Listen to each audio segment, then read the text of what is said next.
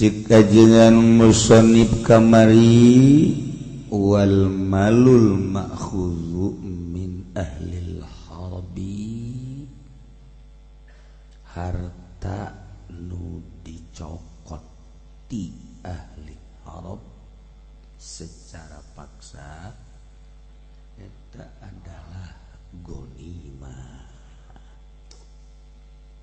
Eueuh di urang mah aya ge kamari keur memeh reformasi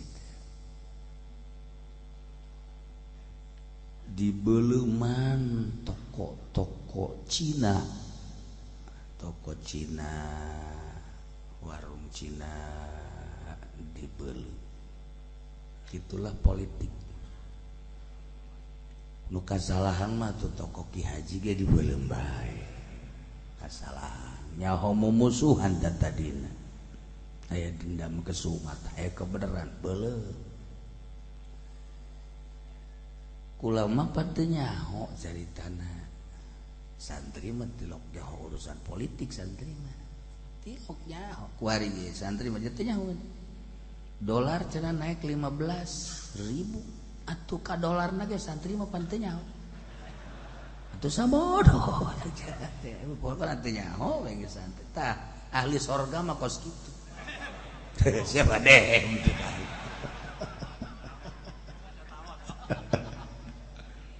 Iraha santri boga dolar atuh teh nyaho. Masyaallah boga duit 1 juta teh asa dunia milikku. Eta 1 juta. Mun dibere 10 juta geus ngageter lilinieun. Dibere 100 juta modar. Tilok boga duit santri mah. Sedengkeun cak Kangjeng Nabi begitu kaula ditinggalikeun ka sorga, masyaallah. Anna aktsara ahliha al-fuqara. Mayoritas penduduk sorga adalah santri. Ya Allah, fuqara teh manana santri? Sebab fuqara teh mayoritas santri. Mentak awewe embungan dikawin ku santri. Susah. Je, teh jauh dibawa ka sorga teh budak. Kawin jeung santri mah di dunia susah, di akhirat wallahu a'lam.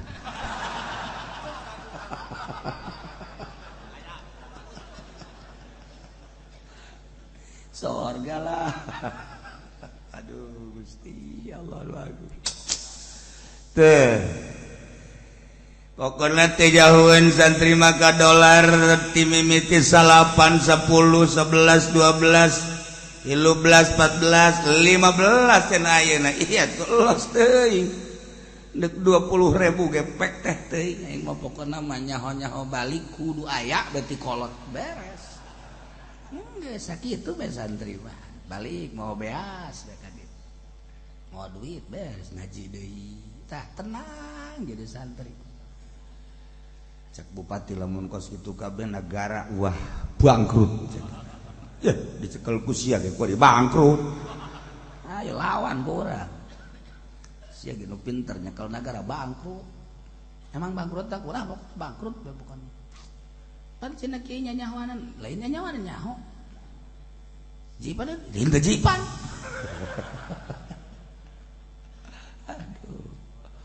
Bangkrut min jihatin, maju min jihatin. Tuh santri mah asal geus kitu ngarti tah. Anu lain santri mah teh nyaho. Naon sih min jihatin? Ngaji mentak ge. Ye. Satu sisi kadeuleu maju, di sisi lain mah bangkrut negara. Loba nu marabok bangkrut, teu tanggung jawab ka bupati. Zina bangkrut kan negara ketika dioyak-oyak bacara NTB panut teu zina ge kebagian teu pemalingan ambalaya bangkrut kan negara maju mah eueuh nu mabok eueuh nu judi eueuh nu zina TV tayanganna marhaba kabeh style isuk-isuk martaba marhaba lohor marhaba paling maraca Quran cek Haji Pendi teh tutup TV teresep aing mah bos gitu. Naon marhaba deui.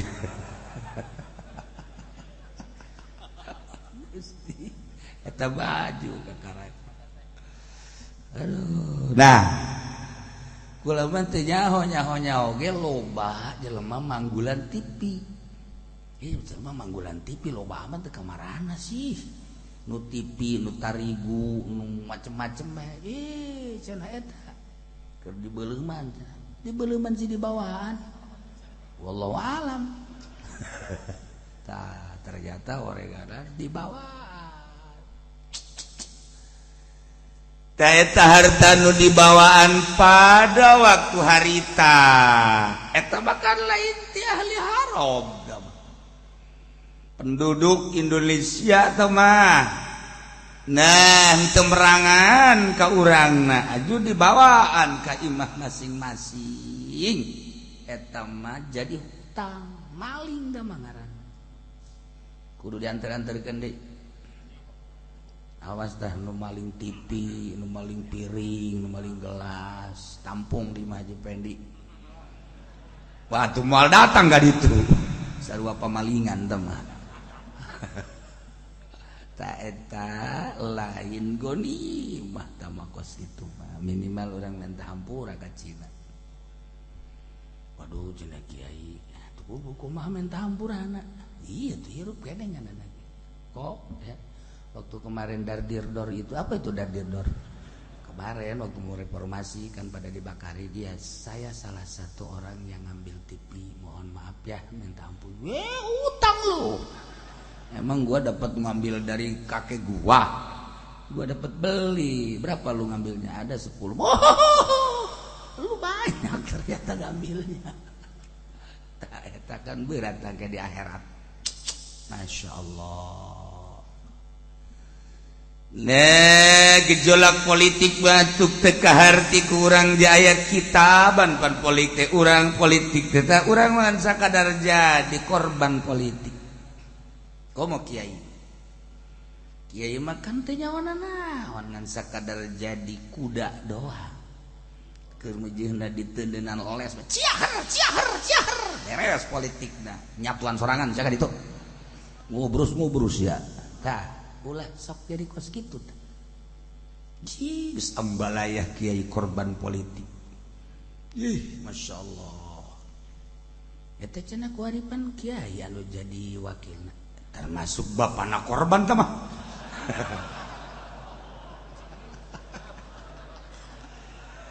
ya iya kiai eta nyana onam teman nang sakola kiai modern kemudian jadi tim sukses meujeunna tapi kiai salah papan sakola asad ge henteu bayaran aja bayar ku suluh sarua jeung Haji Pendi mantak ngitung 18 kali 18 teh nyaho nya mah teu kumaha sugihna tuh tah itu menjana mah emang meujeunna pesantren sakolana di pesantren anu terus ke Al Azhar terus ke Turkiye eta emang meujeunna teh bata terus jadi tim sukses atuh meujeunna sekalipun nyana calon DPR calon bupati emang parantina janang sakola Aisyah sapira ngadapang di pondok masana nyen utawi iku jadi DPR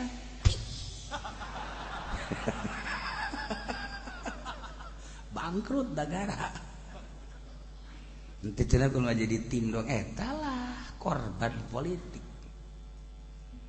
nu mantak kula ngomong kitu teh ieu nu nyekelan agama teh airain pesantren salafiyah mah atuh saha haju pesantren salafiyahna ansrup kanu kos kitu ieu agama terbengkalai geus puguh dicekel ku kiai anu di pesantren modern mah geus teu murni agama teh lantaran lengkahna teh geus lain agama nya namangan sakarang administrasi asup kadinya dengan sakadar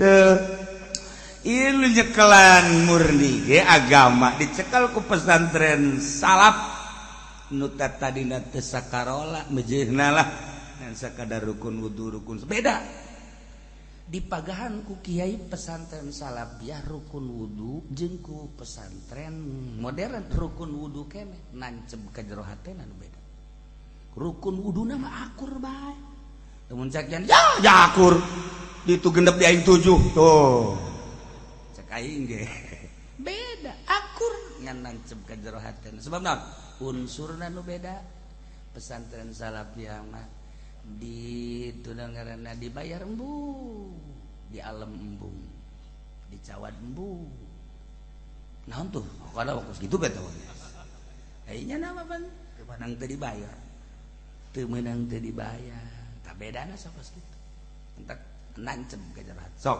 bayangkeun na ngaji di kiai pesantren Salafiyah mah haju inget bae masyaallah tapi nanging di pesantren modern poho tereh ka pohona pesantren Salafiyah pohon we atuh cacak-cacak pesantren Salafiyah poho atuh komo disia beda lah cenah kieu masuk agul kitu ji itu lain agul aing keur agul itu agul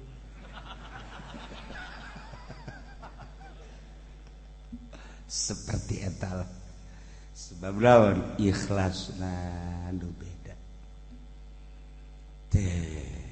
pokoknya dihitung ku tahap ikhlas kula lamun nyaritakeun dongeng-dongeng bapakna nu masantren anak ka pesantren Salafiyah daerah Ciledug nu daerah gitu Kembangan anu mararah anakna nu hiji mah di pesantren Salafiyah nu hiji di pesantren modern geus kaluar dongeng ka kula pesantren Salafiyah mah begitu datang ka imam ditah jadi imam daek tegep deui ih mantep jasa jadi imam lagi salah-salah ge wajar lah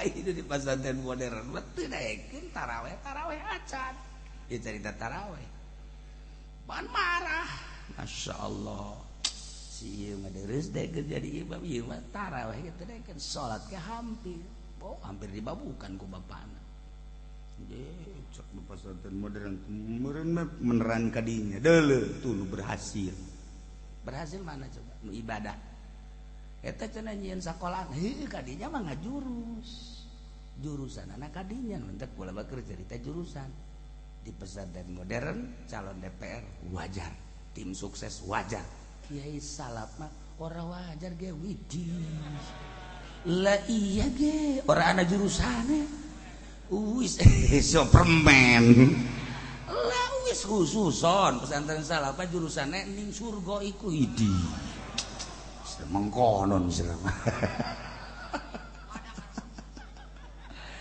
sira mah ora diajak dewe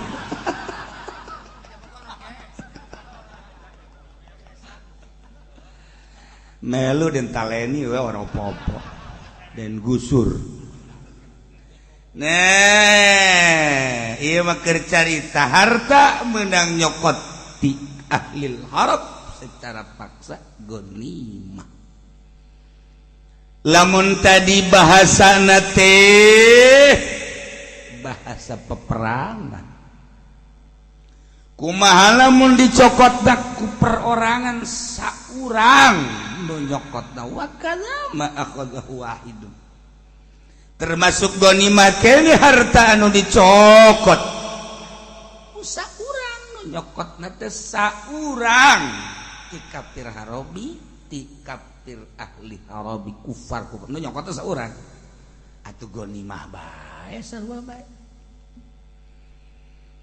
au jamun tawalobaan min daril harab ti nagara harab ti desa harab bisarikotin kalawan nyol atuh sarua bae okos dongeng dina Bukhari teh kangjeng kedatangan tamu kemudian nyaritakeun tentang Islam baan aya meureun sekitar 10-an maju kadeleuna bangun bagus arasup Islam termasuk Islam kemudian manehanana cicing di Madinah teh teu kerasan terus bebe jaka Kangjeng kami mah teu betah di Madinah teh lantaran cuaca nu berbeda kami mah ahli lain ahli kami mah ahli tani lain ahli ngangon lain ahli perah garing entek cek Kangjeng Nabi gatuh erek keluar bati Madinah oh masalah urusan muryang cek Kangjeng Nabi gerokeun tah si anu tukang ngangon onta Kangjeng Nabi bawa ieu onta nu keur meujeuhna malalangkar jang obat ngobatan manehanana sok bawa di luar Madinah nyana merecai susu ontakna bahkan ala kadar jang obat jeung cai kieu diinum muryang panas mun nginum cai susu onta cager terus diinum jag Masya Allah ternyata nyana malalurtad geus murtad pengangona dibunuh sanesna dibunuh kemudian onta Kangjengna dipal ya Allah ya jahatna luar biasa salah satu sahabat ngadenge berita Kangjeng ge termasuk ngadenge berita susul disusul ku saurang dipanah beunang capai sageusna pae salah saurang nu sejen maka dihirup kene bawa teh Kangjeng Nabi ka dibawa geusna dibawa dibunuh hartana dicokot gonimah satu eta gonimah we tetep kedua nu kabur ti Kangjeng Nabi murtad susul beunang cokot hartana jadi gonimah sababaraha qabilah anu kaluar tina Islam dicokot hartana jadi gonimah baik ku saurang dicokotna maupun ku loba gonimah. Nah eta aya aturanana di negara Islam mah di hukum Islam di urang mah lantaran lain hukum syariat teu apal urusan pergonimaan nyahona urang mah pajak nyahona urang mah aya dana sosial tina haji bae ge urang mah teh nyaho kuari geus aya sabaraha triliun teu nyaho di zaman Pak Harto bae ulah zaman baheula teuing zaman Pak Harto saurangna sabaraha duit per hulu kuari geus sabaraha puluh tahun ka dieuna Masya Allah kadi kuari keur carita 200.000 bae nu munggah haji saurangna keur carita 2 juta bae dicokot per hulu kalikeun da per tahun sabaraha kalikeun da per tahun sabaraha cepet atuh ayo sia duit sia lain pan tuh kan 200.000 manusia nu munggah haji keur dihitung leutikna saurangna dicokot 2 juta berarti 2 kali 2 papat naon eta so kan eta sataun encan di zaman Pak Harto kadi di SBA beda tangga di sabaraha sabaraha ka mana ta duit eta Masya Allah ieu keur carita duit-duit itu kosep loh kayak nyaho bae cenah kiai lain hayang nyaho lain hayang nyaho geus nyaho wih orang masyarakat ge wis kuningan ge wis weruh woi teu kawana tah badak depag kikieuan di hareupeun urang teh ya woi bupati pake kenong dan lain sebagainya tah duit eta bae geus sia jang kana ka meujeun ji ka mana ngaleos nang aleos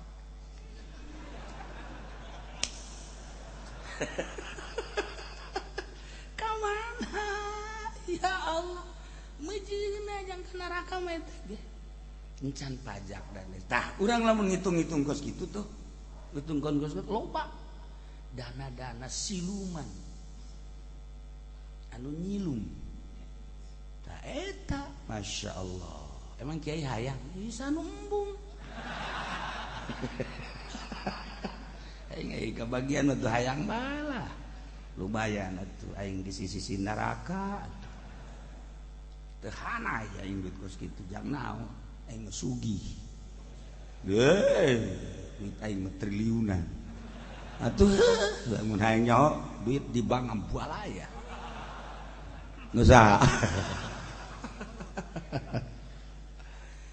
Nah ieu mah keur carita nu mantak ngaji teh pan supaya nganyahokeun kasalahan. Abe urang nyadar aing ngaji teu nganyahokeun kasalahan makan moal nyadar-nyadar. Urang jadi polisi ulah bagus bae anu dicaritakeun ngaji abe nyaho kasalahan polisi jang nyadar ja agama nama sarua Islam di akhirat mah jadi beuleum nya ge kekerepekan sarua. Warinya na tratri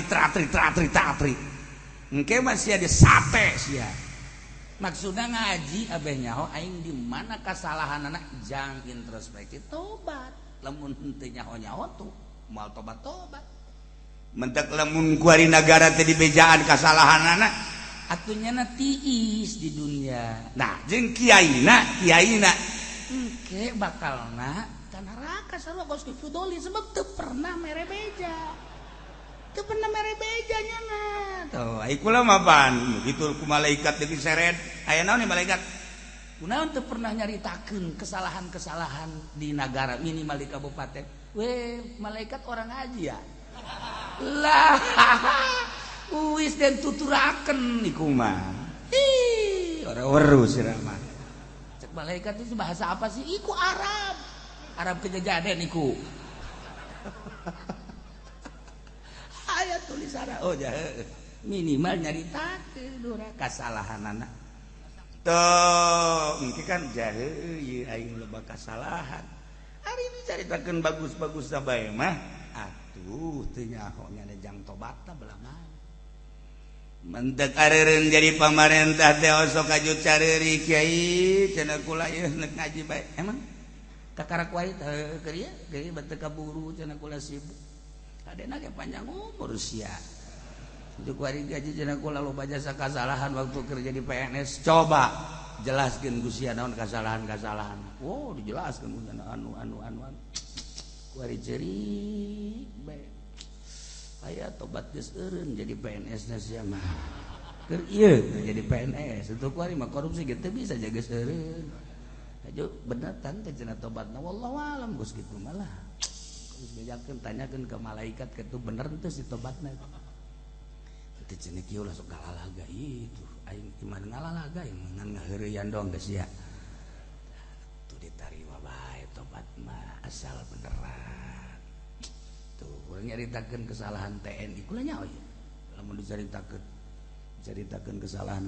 korupsi teh maksudnya insyaallah nyaho make jasa nyaho jasa